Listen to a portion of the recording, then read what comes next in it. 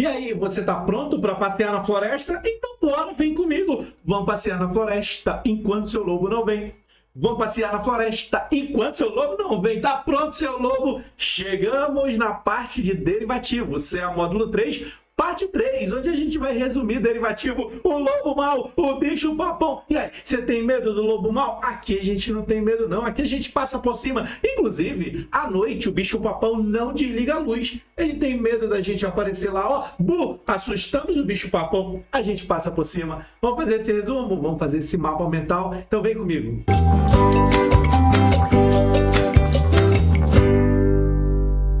Vamos falar de derivativo, vamos falar do lobo mau. Bem, derivativo é tranquilinho, não fica com medo não, a gente passa bem aqui, tá bom? Derivativo é um contrato que deriva de um ativo, daí o nome, né? Derivativo, derivou de um ativo. Então, derivativo é um contrato que vai derivar de um ativo objeto ou ainda de um ativo adjacente. E quais são eles, hein? Quais são as modalidades de derivativos que a gente estuda? Bem, a gente estuda, por exemplo, o derivativo mercado a termo. Mercado a termo é mais ou menos assim, ó. Eu compro agora, acerto o preço, mas eu só pago no futuro. É um compromisso de compra e de venda. As duas partes estão em obrigações. As duas partes estão compromissadas. Um obrigado, compromissado a vender, e o outro obrigado, compromissado a comprar. Como eu já disse, o preço foi previamente acertado. Vejamos aqui.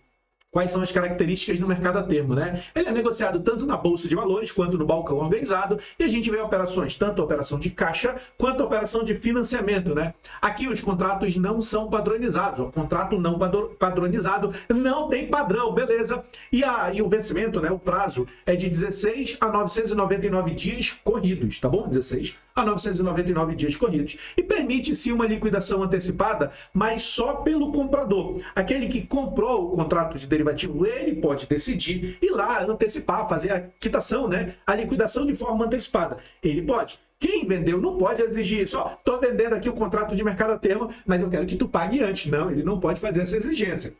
Só o comprador do mercado a termo que tem essa possibilidade de liquidar antecipadamente, tá? Existe possibilidade de fazer compensação de perdas, então, você perdeu o recurso ali no mercado a termo, pode fazer a compensação de perda, pode fazer o ajuste, tá? E a tributação conforme a tabela da renda variável, lembra? 15% ou 20%. Aí tem um detalhe, ó, derivativo é renda variável. Então, a tributação comum para derivativo é conforme a renda variável. Vai ter uma diferença, que é o swap, e a gente já vai chegar nele. Mas memoriza assim, derivativo, renda variável. Ok, mercado a termo é renda variável, a tributação. Vamos seguir? Vamos falar do mercado futuro. Quando eu penso no meu futuro, eu digo, eu quero um futuro padrão, padronizadinho. Futuro, mercado futuro é mais ou menos assim, ó.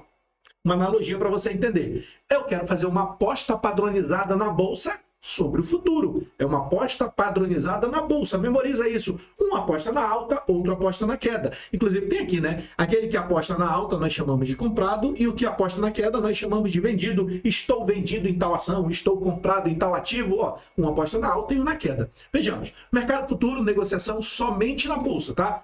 Somente na Bolsa de Valores. E já que a negociação no mercado futuro é só na Bolsa, então aqui só pode ter contrato padronizado, porque na Bolsa só tem contrato padronizado. Então, ó, contratos padronizados. Quando eu penso no meu futuro, eu penso ele todo padronizadinho. Que mais?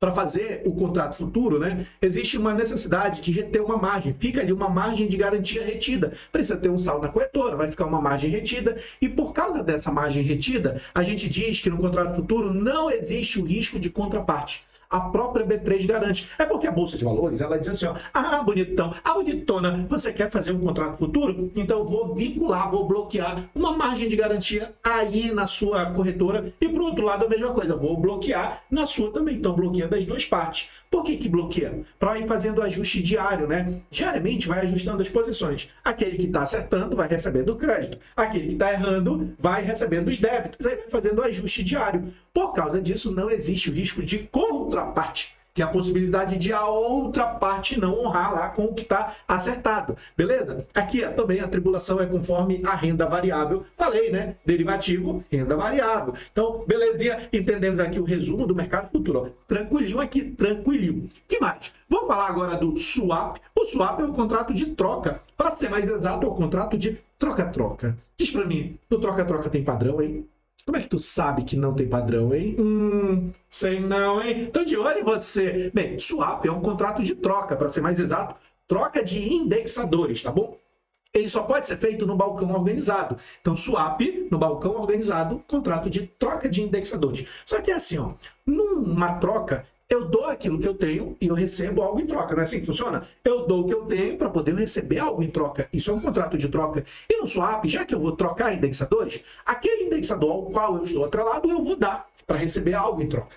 E aquilo que é dado, nós chamamos de ponta passiva. Lembra disso? O passivo dá. O passivo dá. O ativo recebe. Então, nesse contrato de troca, aquilo que eu estou dando, nós chamamos de ponta passiva. É a ponta que foi dada. E aquilo que eu recebi em troca, nós chamamos de ponta ativa. Tá bom? Beleza, então. Aqui, contratos não padronizados, como você muito bem disse. E a tributação do swap é conforme a tabela regressiva da renda fixa. Peraí, tu não disse que derivativo era renda variável? Ok, mas o swap, ele fez tanto troca-troca, tanto troca-troca, tanto troca-troca, que trocou até a tributação, não é não? Então, swap, tributação conforme a tabela regressiva da renda fixa. Guarda isso, só o swap tem essa exceção. Tributação conforme a tabela regressiva da renda fixa. Aí, então, mas nos outros tem uma possibilidade ou outra de ser com uma renda fixa.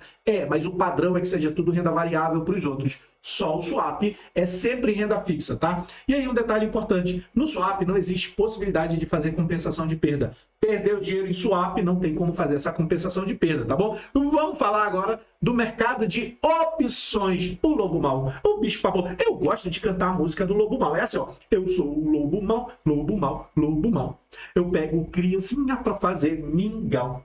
Hoje estou contente, vai haver festança, tem muito petisco para encher a minha pança. Lobo Mau, a gente não tem medo de você, Lobo Mau. A gente passa por cima de você, Lobo Mau. Vamos falar de opções? Opções é assim, ó. Ele é negociado tanto na Bolsa de Valores quanto no balcão organizado. Existe o contrato de opção de compra, que nós chamamos de call, e o contrato de opção de venda, que nós chamamos de put. Em opções, existe a necessidade de se pagar o prêmio para adquirir a opção. Prêmio é o valor que é pago pelo titular para adquirir a opção, tá? O titular ou ainda o comprador, ele paga o prêmio para poder ele ter direito. O titular sempre vai ter direito. Que direito é esse? O direito de escolher, né? Eu quero comprar, eu quero vender. Dependendo da modalidade de contrato, né? Mas ele sempre vai ter direito. Titular sempre tem direito. Titular em opções sempre tem direito. Já o vendedor, o lançador, foi aquele que vendeu a opção. E aí ele vai receber o prêmio. Ele recebe o prêmio para quê? Ele recebe o prêmio para abrir mão do seu direito, né? Então, o vendedor ou o lançador recebe o prêmio para poder abrir mão do seu direito. E aí ele fica obrigado a fazer o que o titular decidiu, né? O titular decidiu vender num contrato de venda, aí o lançador vai ter que fazer a contrapartida contrária, né? Nesse caso, comprar. Então, o vendedor ou o lançador do contrato de opção sempre tem obrigação. Sempre tem obrigação.